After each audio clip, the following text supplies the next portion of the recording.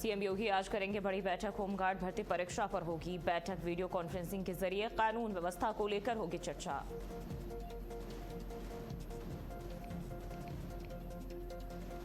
दो दिवसीय वाराणसी दौरे पर सीएम योगी आज बीजेपी महिला मोर्चा के कार्यकर्ताओं के साथ करेंगे बैठक। पीएम मोदी के कार्यक्रम को लेकर होगी बैठक।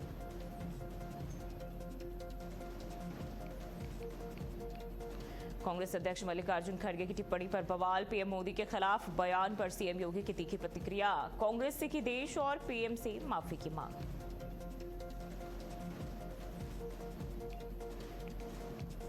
राहुल गांधी के खिलाफ मानहानि केस में सुनवाई आज सुल्तानपुर एमपी एमएलए कोर्ट में होगी सुनवाई। अमित शाह पर टिप्पणी से जुड़ा विवाद।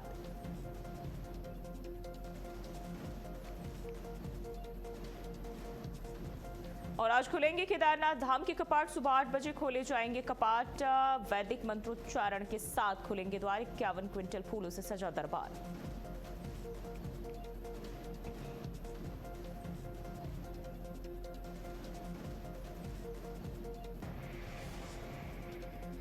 नमस्कार, स्वागत है आप सभी का भारत अपडेट पर और मैं हूं आपके साथ जोहे सिंह। बढ़ते खबरों की ओर। सीएम योगी आदित्यनाथ का पश्चिम बंगाल दौरा। आज पश्चिम बंगाल में प्रचार प्रसार करेंगे मुख्यमंत्री योगी आदित्यनाथ। सुबह 11 बजे कोलकाता पहुंचेंगे सीएम और आज 3 रैली करने वाले हैं। तो ये जानकारी दे दें, पश्चिम बंगाल में प्रचार करेंगे सीएम योगी और पश्चिम बंगाल दौरे पर आज रहने वाले हैं, जहां 3 जगहों पर जनसभाओं का आयोजन। सुबह 11 बजे कोलकाता पहुंचेंगे मुख्यमंत्री योगी आदित्यनाथ। और आपको बताते चले, जहां सीएम योगी आदित्यनाथ आज जनसभाएं करने वाले हैं। और पश्चिम बंगाल की अगर हम बात करें, जोरासांको, चकदाहा और इसी के साथ साथ उदय नारायणपुर में जनसभा का आयोजन किया जाएगा। तो आज कई सारी जनसभाओं का आयोजन मुख्यमंत्री योगी आदित्यनाथ की तरफ से किया जाएगा। और आज 3 रैलियों को संबोधित करने वाले हैं सीएम योगी आदित्यनाथ के ताबड़तोड़ दौरे। और आज एक बार फिर से पश्चिम बंगाल के दौरे पर मुख्यमंत्री योगी आदित्यनाथ रहने वाले हैं और चुनावी हुंकार भरने की कोशिश सीएम योगी की तरफ से पश्चिम बंगाल में। सुबह 11 बजे कोलकाता पहुंचेंगे और पश्चिम बंगाल में 3 रैलियों को संबोधित करने वाले हैं सीएम योगी आदित्यनाथ।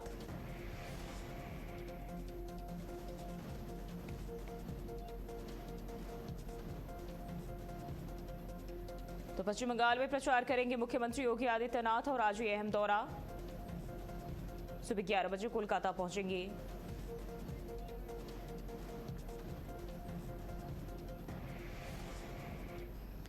और वहीं 2 दिवसीय वाराणसी दौरे पर मुख्यमंत्री योगी आदित्यनाथ। और आपको बताते चले, आज बीजेपी महिला मोर्चा के कार्यकर्ताओं के साथ बैठक करेंगे। पीएम मोदी के प्रस्तावित कार्यक्रम को लेकर बैठक। और 28 अप्रैल को प्रधानमंत्री 50,000 महिलाओं को संबोधित करेंगे। तो ये जानकारी आपको दे दें, जहां 2 दिवसीय दौरे पर वाराणसी दौरे पर सीएम योगी आदित्यनाथ और आज बीजेपी महिला मोर्चा के कार्यकर्ताओं के साथ बैठक। और पीएम मोदी के प्रस्तावित कार्यक्रम को लेकर यह अहम बैठक होने जा रही है। वही 28 अप्रैल को पीएम मोदी 50,000 महिलाओं को संबोधित करने वाले हैं।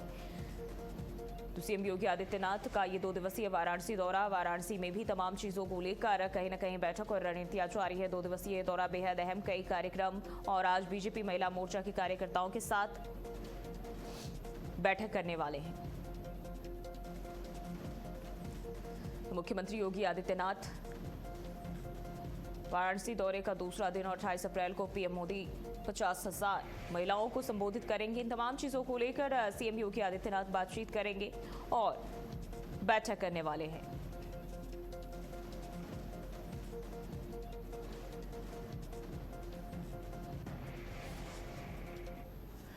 राहुल गांधी के खिलाफ मानहानि केस में सुनवाई आज। और ये जानकारी आपको दे दें, जहां बताया जा रहा है सुल्तानपुर एमपी एमएलए कोर्ट में मामले की सुनवाई होगी। गृह मंत्री अमित शाह पर विवादित टिप्पणी से जुड़ा यह मामला, जहां बीजेपी नेता विजय मिश्रा ने मामला दर्ज कराया था। और राहुल गांधी के खिलाफ मानहानि केस में आज सुनवाई होने जा रही है। और राहुल गांधी अपना बयान पहले ही दर्ज करा चुके हैं। ये जानकारी सुल्तानपुर एमपी एमएलए कोर्ट में आज फिर मामले की सुनवाई होने जा रही। गृह मंत्री अमित शाह पर विवादित टिप्पणी से जुड़ा यह मामला। आपको बताते चले, राहुल गांधी के खिलाफ मानहानि मामले में सुनवाई। बीजेपी नेता विजय मिश्रा ने इसको लेकर मामला दर्ज कराया था। राहुल गांधी अपना बयान दर्ज करा चुके हैं और आज एक बार फिर से इस मामले में सुनवाई होने जा रही है। सुल्तानपुर एमपी एमएलए कोर्ट में इस मामले की सुनवाई होगी।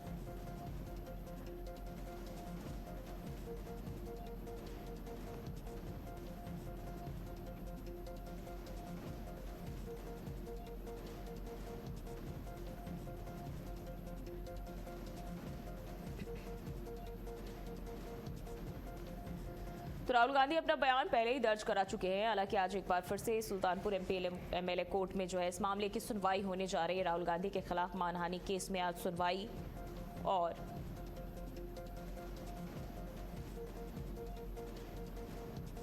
अमित शाह पर विवादित टिप्पणी से जुड़ा मामला है जिसको लेकर आज सुनवाई होने जा रही है।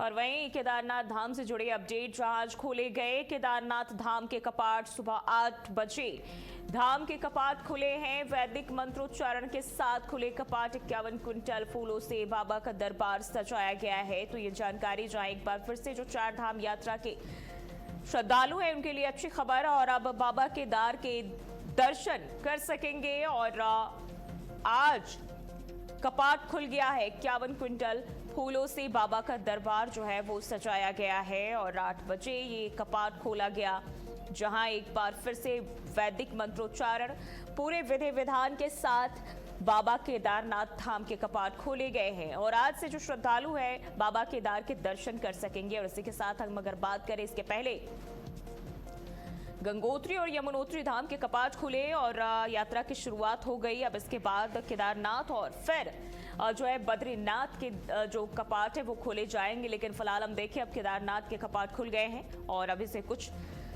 मिनट पहले ही, यानी कि 8 बजे का जो वक्त तय था, 8 बजे केदारनाथ धाम के कपाट खोले गए।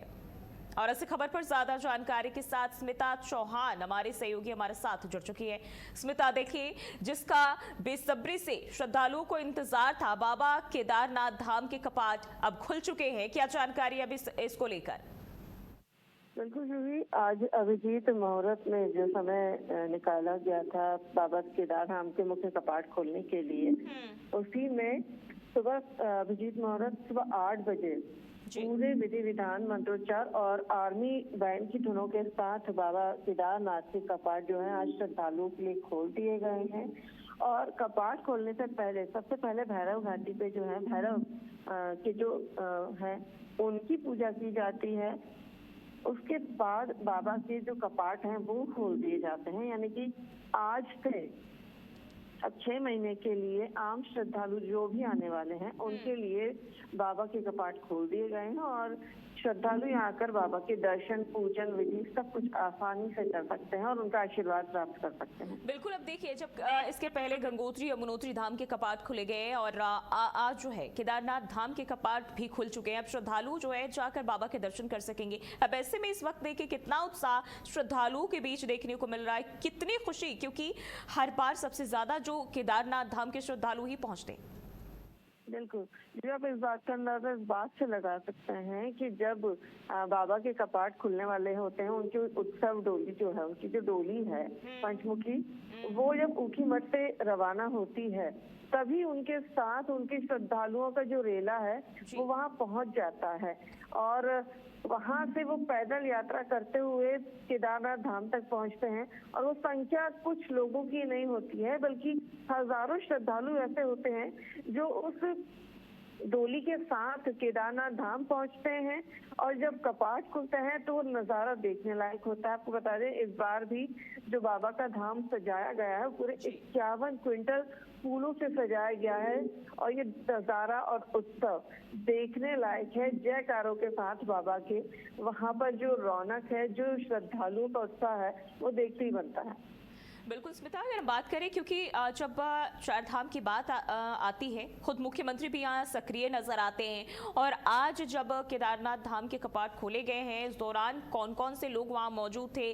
क्या किसी नेताओं की मौजूदगी थी या केवल पंडितों की मौजूदगी में ही ये जो पूरे विधि विधान है वो संपन्न कराए गए हैं?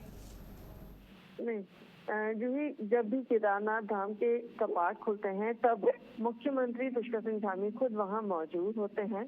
इस शुभ अवसर पर, क्योंकि बहुत मान्यता है बाबा की। और आप भी जानते हैं चारधाम यात्रा में आपने खुद कहा कि सबसे ज्यादा श्रद्धालु वहां पहुंचते हैं। तो बाबा का आशीर्वाद प्राप्त करने के लिए मुख्यमंत्री पुष्कर सिंह धामी भी वहां मौजूद होते हैं।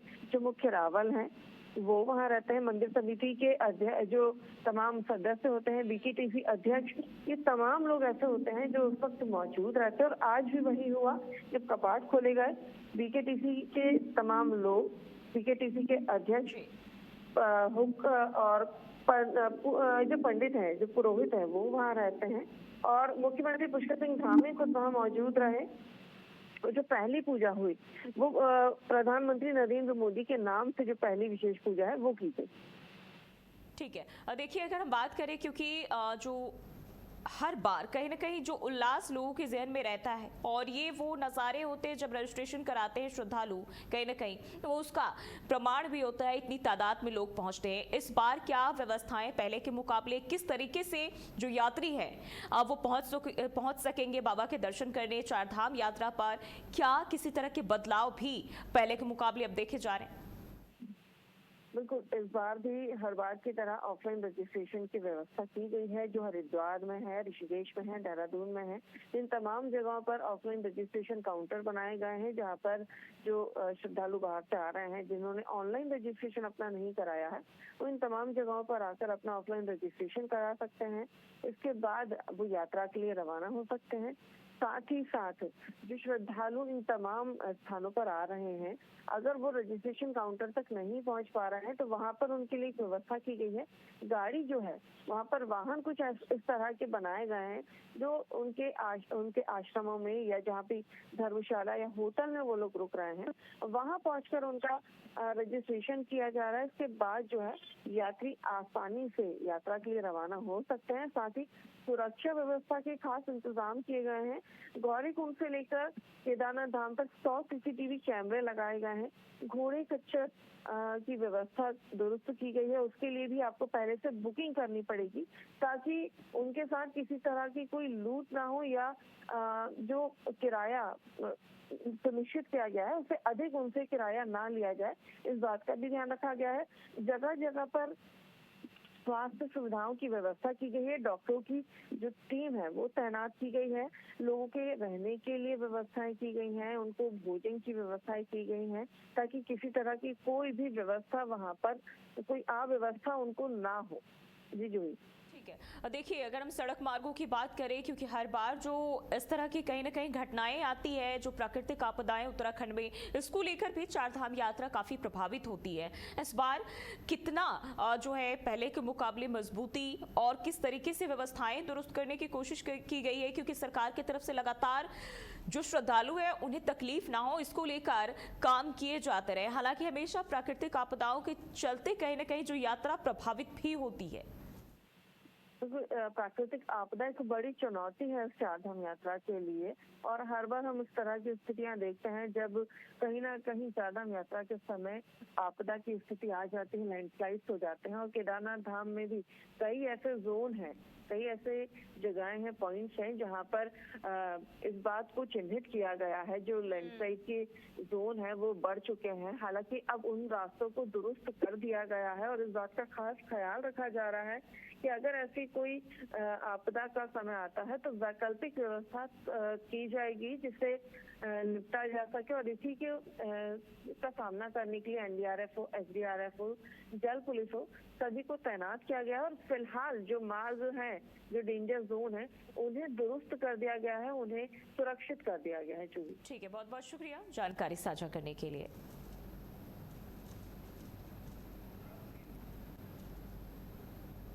और वहीं बढ़ते आगे, जम्मू कश्मीर पहलगाम आतंकी हमले की पहली बरसी आज, और पहलगाम हमले की बरसी पर जम्मू कश्मीर में कड़ी सुरक्षा देखी जा रही है। घाटी में हाई अलर्ट और चप्पे चप्पे पर कड़ी निगरानी।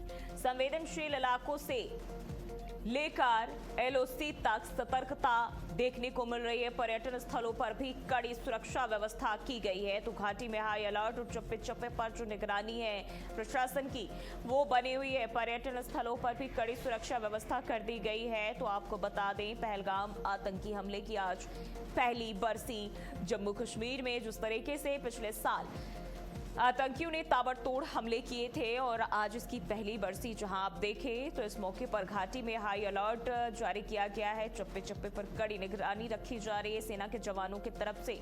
इसी के साथ संवेदनशील इलाकों से लेकर एलओसी तक पूरी सतर्कता बरती जा रही है। पर्यटन स्थलों पर भी कड़ी सुरक्षा व्यवस्था दिखाई दे रही है।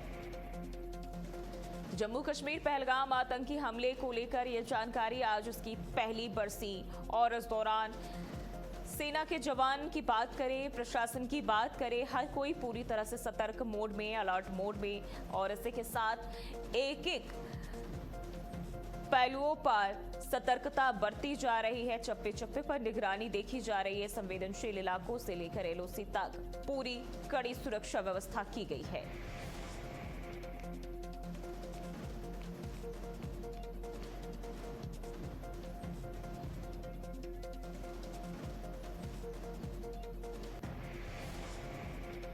वायुसेना का युद्धाभ्यास आज पूर्वांचल एक्सप्रेसवे पार उतरेंगे फाइटर जेट, राफेल, मिराज, तेजस, जगुआर शामिल होंगे। अरवल कीरी पट्टी पर दमखम देखने को मिलेगा। वायुसेना का आज युद्धाभ्यास और अरवल कीरी पट्टी पर दमखम दिखाई देगा। पूर्वांचल एक्सप्रेसवे पर ये फाइटर जेट उतारे जाएंगे जिनमें जगुआर, तेजस, मिराज, राफेल जैसे जो जेट्स है वो शामिल होंगे और अरवल कीरी पट्टी पर इसका दमखम देखने को मिलेगा। और वायुसेना की तरफ से आज युद्धाभ्यास किए जाएंगे और इसमें कई सारे जो फाइटर जेट है वो शामिल होंगे। पूर्वांचल एक्सप्रेसवे पर ये फाइटर जेट उतारे जाएंगे जिनमें राफेल, मिराज, तेजस, जगुआर जैसे फाइटर जेट शामिल होंगे। अरवल कीरी पट्टी पर आज ये अपना दमखम दिखाएंगे।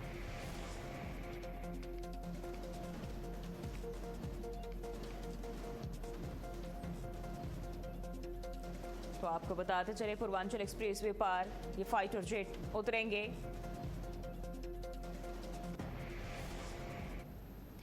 बढ़ते आगे, ईरान का सीज फायर को लेकर बड़ा बयान। सीज फायर बढ़ाना सिर्फ एक छलावा है। ईरान की तरफ से कहा गया ट्रंप का सीज फायर एक चाल, अचानक हमला करने की ट्रंप की चाल है। ईरान की तरफ से कहा गया है ट्रंप को चाहिए हमले की तैयारी का समय, हारने वाला पक्ष शर्तें नहीं थोपता। तो ये बड़ा बयान ईरान की तरफ से कहा गया है। ईरान का अमेरिका को लेकर ये बड़ा बयान जारी किया गया। अचानक हमला करने की ट्रंप की चाल है ये। सीज फायर बढ़ाना महज एक छलावा है। ट्रंप का सीज फायर एक चाल है और इसी के साथ उन्होंने कहा कि ट्रंप को चाहिए हमले की तैयारी का समय और हारने वाला पक्ष शर्तें नहीं थोप सकता। ईरान की तरफ से लगातार जो जवाब है वो दिए जा रहे हैं और एक बार फिर ट्रंप को लेकर ये बड़ा बयान जो है दे दिया है और कहा ट्रंप को तैयारी का समय चाहिए था, हारने वाला पक्ष कभी शर्तें नहीं थोप सकता। और उन्होंने कहा हम अमेरिका पर भरोसा नहीं कर सकते। ईरान का अमेरिका को लेकर ये बड़ा बयान सामने आया है। सीज फायर बढ़ाना महज एक छलावा है और ट्रंप का सीज फायर एक चाल है जिसके जरिए वो युद्ध की तैयारी का समय चाहता है। अचानक हमला करने की ट्रंप की ये चाल है।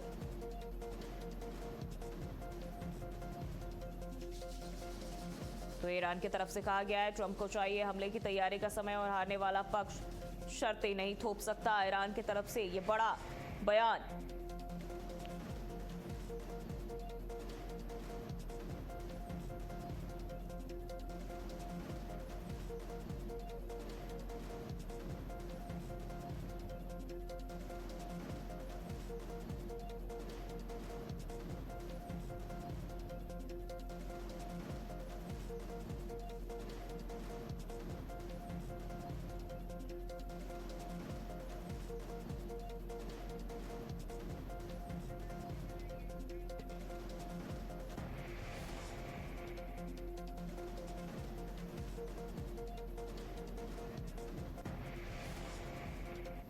और वहीं गाजीपुर में जम्मू कश्मीर के उपराज्यपाल मनोज सिन्हा ने एक बूथ स्तर के कार्यकर्ता के घर पहुंचकर मानवीय संवेदना का परिचय दिया। बता दें, उन्होंने दिवंगत बीजेपी नेता गुलाम कादिर रैनी को श्रद्धांजलि दी और परिजनों से मिलकर ढांढस भी बंधाया।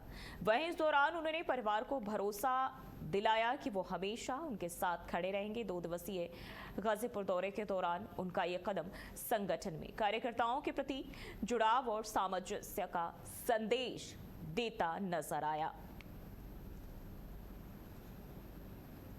जम्मू कश्मीर के एलजी का ये गाजीपुर दौरा, दिवंगत बीजेपी नेता को श्रद्धांजलि दी, साथ ही साथ परिजनों को सांत्वना दी और हर संभव मदद का आश्वासन भी दिया।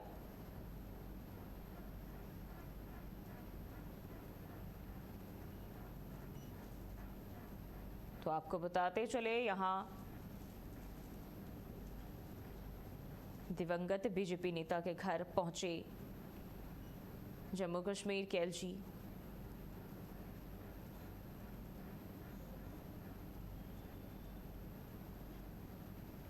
और परिवार को हर संभव मदद का आश्वासन दिया है। बूथ स्तर के कार्यकर्ताओं के घर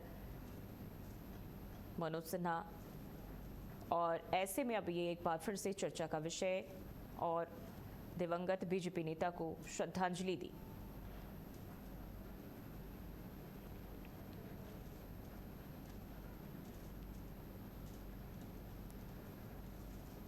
तो गाजीपुर से ये खबर आपको बताते चले, जहां परिवार को हर संभव मदद का आश्वासन। माननीय मनोज जी, महामहिम जी, हमारे पिताजी के बहुत करीबी नेताओं में से थे। बहुत अहमियत उन्होंने गुलाम रानी को दिया, ठीक है। वो परिवार थे उनके लिए, ठीक है। और ये अफसोस जताया कि कादिर भाई का जाना हमारे लिए बहुत ही दुखद क्षण है, जिसको भरपाई नहीं हो सकती है। उन्होंने ये कहा कि ये परिवार हमारे संरक्षण में है और आगे तक, जब तक मैं जिंदा हूँ, आगे तक वो हमारे संरक्षण में रहेगा, और कोई भी इनके ऊपर आंच आती है तो मैं हमेशा के लिए इनके लिए खड़ा हूँ। ऐसे में आपके पिताजी की मौत हुए काफ़ी दिन हो गया, आज काफ़ी दिनों के बाद उनका आना हुआ, क्या लगता है? उन्होंने हमसे उस दौरान फ़ोन पे किया, बात हुई थी कि बेटा हमारी मसरूफियत है, हम वक्त निकाल करके आएंगे, और फ़ोन पे बात हुई थी। फिर उसके बाद उनके यहाँ उनकी बड़ी चाची जी का देहांत हो गया था, तो उस वक्त वो आए थे, लेकिन बहुत बिजी थे।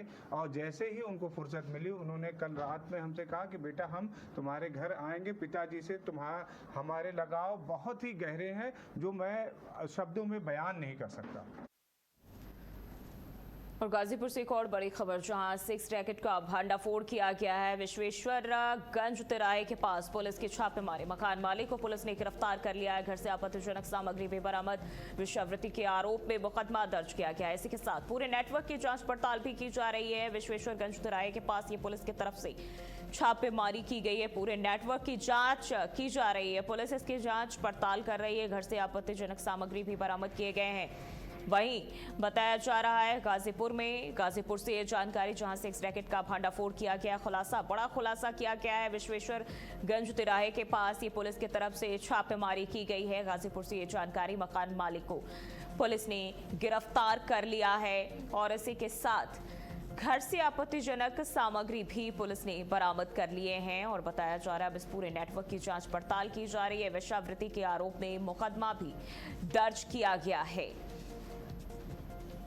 तो गाजीपुर में ये पुलिस की तरफ से कार्रवाई और छापेमारी देखने को मिल रही है, जहां देह व्यापार का ये बड़ा खुलासा किया गया है पुलिस की तरफ से, और एक्शन भी लिए गए हैं। इसी के साथ आपको बताते चले, आपत्तिजनक सामग्री भी बरामद किए हैं। पुलिस अब पूरे नेटवर्क की छानबीन कर रही है।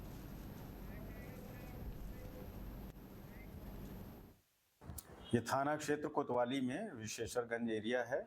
वहाँ पे मोहल्ले में एक जगह एक महेंद्र यादव नामक व्यक्ति हैं, उनका मकान है। उनके मकान में इस तरह के अवैध गतिविधि की सूचना प्राप्त हुई थी विभिन्न माध्यमों से। इस पे क्षेत्राधिकारी नगर के नेतृत्व में पुलिस बल के साथ वहाँ पे रेड की गई और जांच की गई। तो वहाँ कुछ आपत्तिजनक सामग्री मिली और सूचना की कुछ हद तक पुष्टि होने पे इस मामले में